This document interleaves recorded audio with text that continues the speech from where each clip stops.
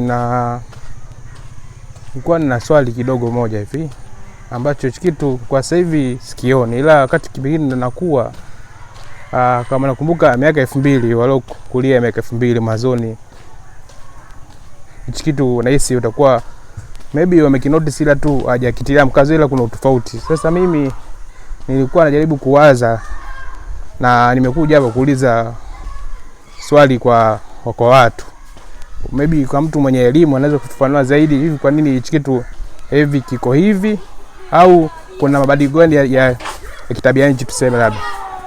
Hili swala labda niende direct kwenye point kuhusu zile nyota.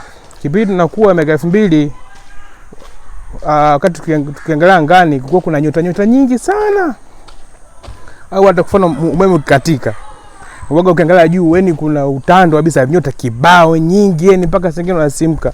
Ila siku hizi na ni kwa muda mrefu sana, kila ukiangalia usiku nyota unakuta tu za kawaida 2-3 hivi, afu jikitu ni kwa muda mrefu. Sasa mimi kwa kanijue hiyo hali ni ile yaba sema ni galaxy au ni kitu gani kipindi kile, labda kwa kuna wanajua geography maybe waelezee zaidi ni kitu gani labda kipindi kile labda ni ilikuwa sababisha kuwa na nyota nyingi tunaziona tofauti na sasa hivi.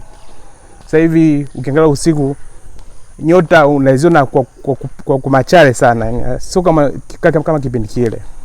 Sasa ningependa kujua hivi hicho ni kitu gani ambacho kimesababisha hicho kitu, kwa ambaye najua anaweza comment hapo chini.